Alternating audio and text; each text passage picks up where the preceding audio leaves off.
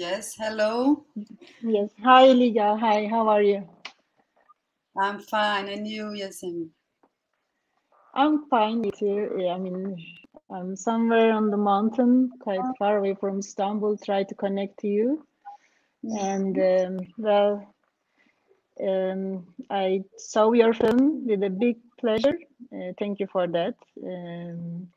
So let's start to talk if you want quickly.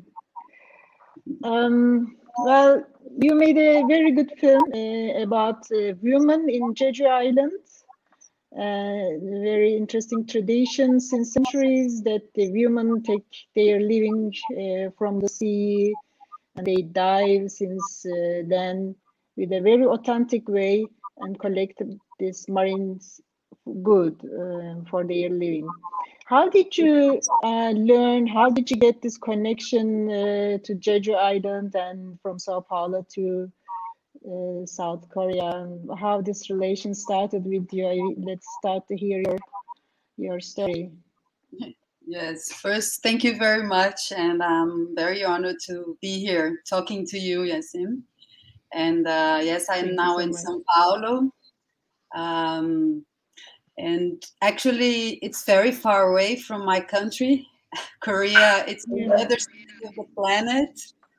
So it all started in Amazon. I was filming in Uh-huh. Amazon with a Brazilian crew, and there was a Korean Mm-hmm. crew as well doing the same shooting in the same area, in the same place. So in Which year was that? it was in When was it? 2014. So that's Mm-hmm. when I met Chewan Yoon, Korean producer. We became very good friends, and since then we started to connect and ideas. We wanted to work together. So he presented me Mm-hmm. another Korean producer. We met in Bolivia. So Mm-hmm. it became a friendship, and then trying always to work. And the Korean ministry, they sponsor a lot of international co-productions. So that's how it Mm-hmm. started. We entered a project, Mm-hmm. and so we submitted, and then we won the money to do the film. And Mm-hmm. it had to be a theme had to be connected between the two directors. The Korean director should film something in Brazil, and I should film something in Mm-hmm. Korea, and we had to do something in common, and we chose water. So that's Mm-hmm. when Jin PD came to Brazil, and he filmed about Pantanal, our wetland. It's one of the biggest Mm-hmm. wetlands in the world. And I Mm-hmm. started to research, and Chewan Yoon had mentioned in the past about these women. So I started to research again, and then I sent some information to Luciano, and Luciano got crazy, said, wow, this story is amazing. We have to film them. So that's how it Mm-hmm. started. All. Okay, the Luciana also involved as a POV, the photographer in that way, because I was just thinking to ask the questions. This is, I think, very good choice also to put the POV of his eye on the camera. We follow the women, their relations, their hardworking, joy, many things, but at the same time, you also get a wonderful pictures from them. That I think this was very good idea. Maybe you want to talk about that a little bit more, Yes. or Well, as you just thank mentioned. you. Yes, actually, I had a concern that I didn't want to do behind the scenes of a still photographer, but I knew Mm-hmm. that he was passionate about that. He's passionate about the ocean. He's passionate about the populations that live on the coast, that get their living from the ocean. So I knew I had somebody that could be really into the story. Mm-hmm. So when I talked to him, I said, Lou, I don't want you to just, talk about techniques and how you're making these photographs. I just want you to Mm-hmm. dive into that story and really get into it. So yeah, I think that was a way that we can show different perspectives, right, and some thoughts about him while he was living and facing all these challenges of diving with them, and even when you cannot dive because the weather is not good. So this happens to him, but it happens to her with them as well. You know, sometimes they have to dive, they want to dive, but the weather is not good, so they cannot go into the ocean. Yeah, but they seem to be really very experienced, this woman. They know everything about the sea and the weather condition, how they decide how to help each other. It's quite a heavy job. And it was amazing to see also Lucia is changing, Luciana is changing how to dive, to follow their sort of like their way of diving to this also. I felt it's really so good to catch their speed. And it's amazing, the women are so old. Most of them are very old, 90, 80 years old women are doing this. I really felt so amazing. I mean, this gives them maybe joy of life, strength. Maybe you want to talk about the woman too, all these women you met, you were together. I was quite moved to feel their strength and joy and friendship, all their relationship. Shall we talk about that also? Yes. Actually, we started our relationship when I arrived. I was not shooting, you know, because I knew they're not very into filming. So when I arrived, I brought some presents that my mother asked some ladies to do in the mountains here in Brazil, like little birds. And they were very happy to see that. And then I proposed to them that I wanted to dive with them. I am from Rio. I always swam and I sail. I love the ocean, but I didn't know how to dive like that with them. So I think that was Did you dive ever? Yeah, every day. Yeah, every time they went to the water, I was going to the water with them, with Lou and with Chewan Yun as well. So diving with them made me feel how hard is that work, and the wisdom and the knowledge they have to do that. Because when you collect a lot of seafood, that basket is really heavy, and even though you are in the water, it's still heavy to push them. And then when you arrive, those rocks are very hard with the waves to push that out of the water. So they have to help each other because it's like 80 kilos. So it has to have a lot of experience. And then I think when they saw that I was diving with them and enjoying and learning, I think we could get closer and filming start to be easier with them. And actually, I think what happened to me, Yesim, I was watching your film, Claire Obscure. And and then your films talk about how someone can be changed by someone else's story. And I think that what happened to me. Yes. Yeah, I think that happened to me. Yeah, I think this is very important, what you say, to transform yourself, maybe to learn or to get something from their wisdom. They are not only attached to the nature and sea, but also attached, I think, very strong human relation. We learn so much from them. I really loved their connection, attachment to each other, their joy also, and knowledge of the sea since centuries. Actually, it's transformed the knowledge from to each other. But there is also some little question.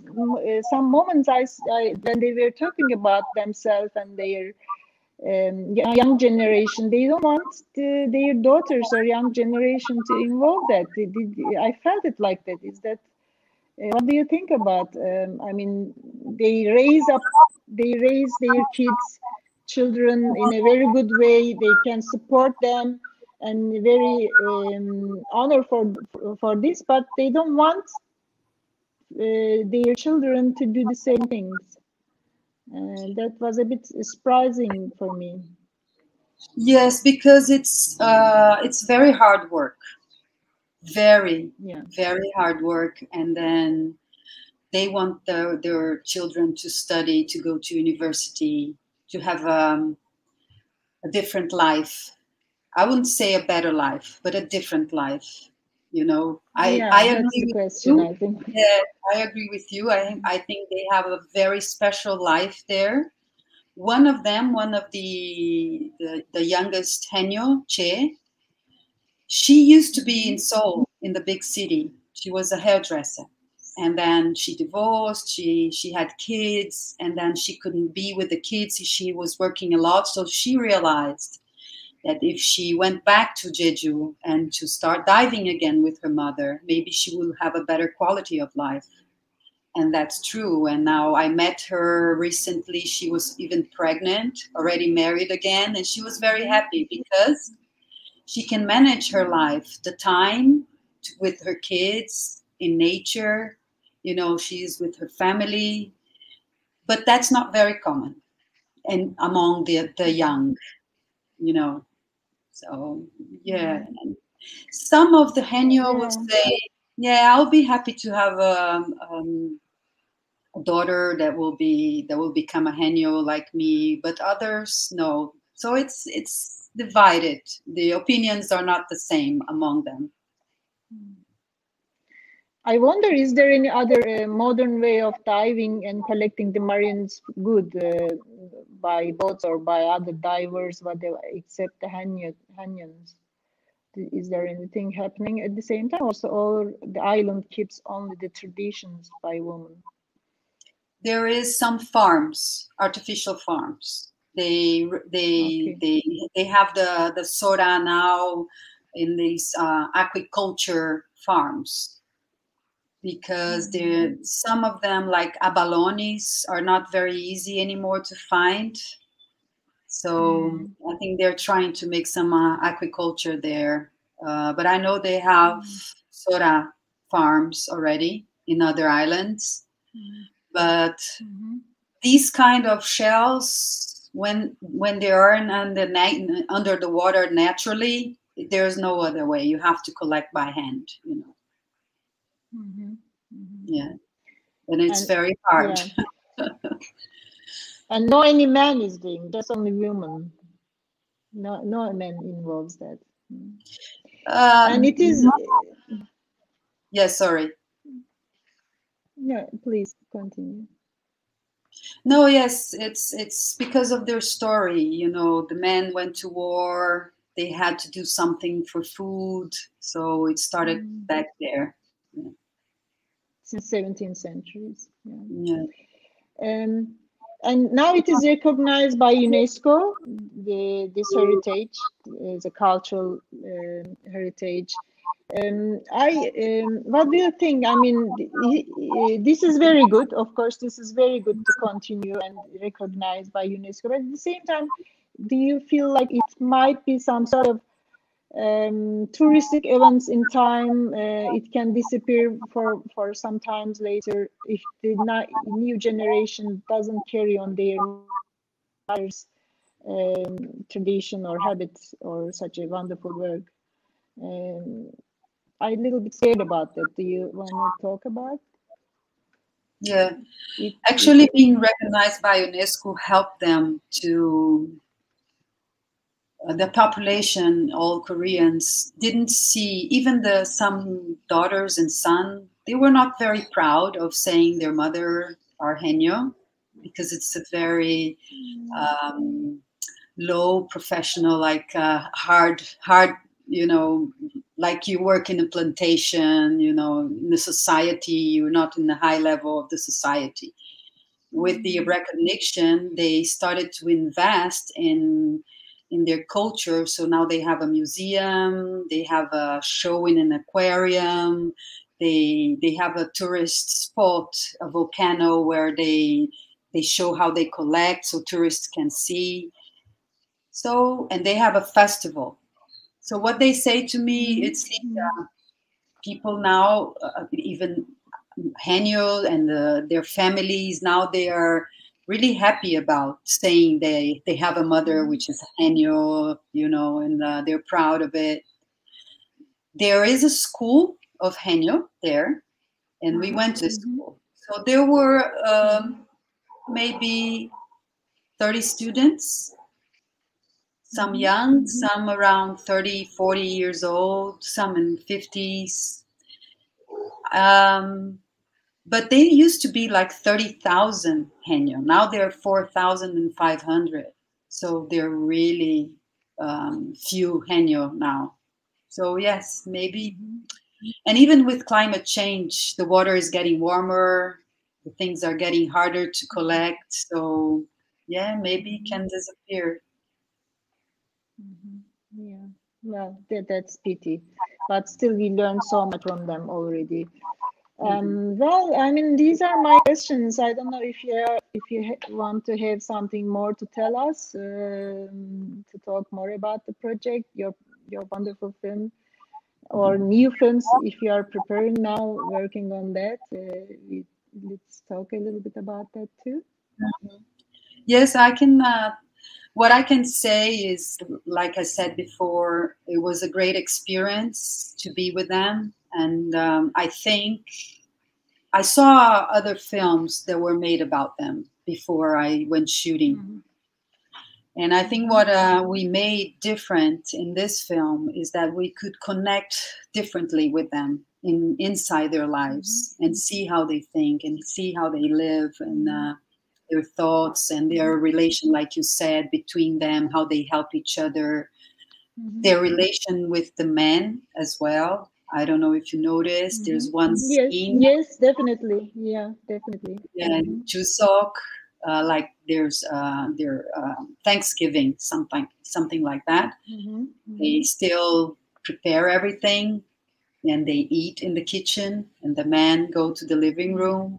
So all these relations we could get because we were really close to them. And then I had the opportunity to go back like 3 or 4 times and show the film for them. And they were like amazed and they said, how come you showed all our life and you've been here just for a month?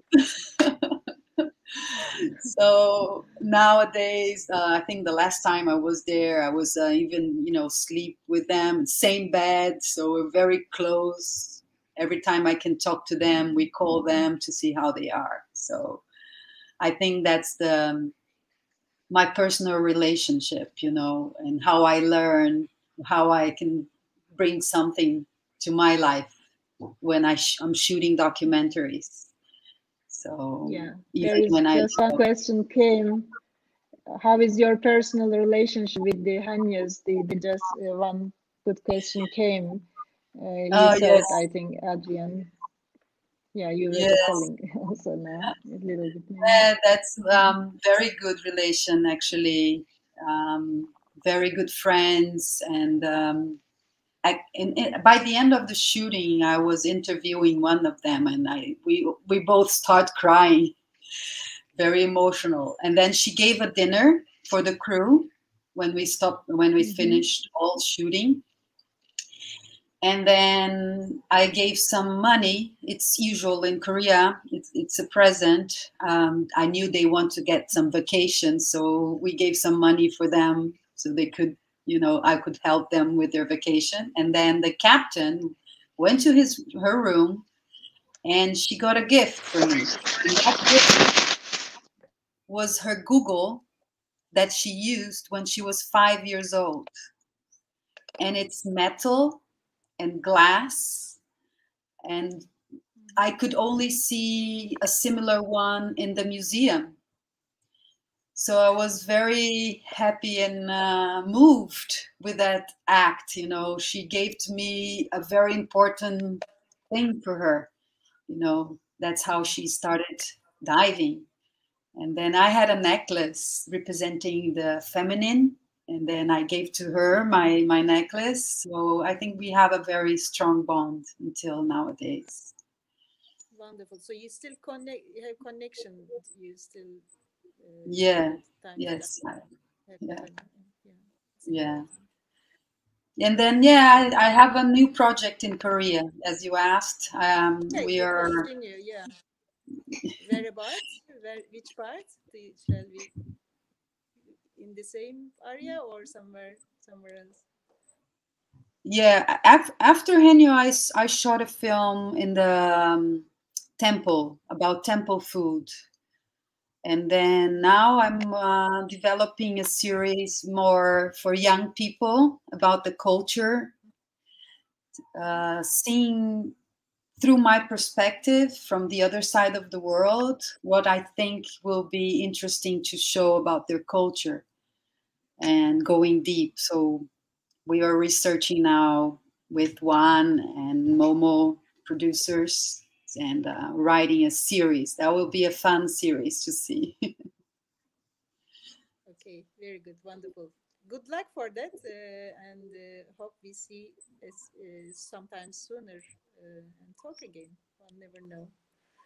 Mm-hmm. Thank you very much for the film and interviewing with me too, and hope to see you somewhere in life, maybe in one of the festivals. Yes, sure. Very pleased to meet you, Yasim, and I hope we can meet soon. It was a Yes. pleasure. Yes, I really like to do that. I really like to do that. And thanks to the buffet that connects all of us I mean, this is very important festival. I think I was in the first edition. Since then, I follow what they do in such a important uh, time we are living in climate change and many problems also in Turkey. We have it here too, maybe you know some of them, but I think what they do is really very good to combine the people and to let them to aware on the climate problems. I thank you to them too. Yes, it's very important as well. And thank you and congratulations for your work as well, Yasim. Thanks a lot. Thanks a lot. So, bye bye. Bye bye.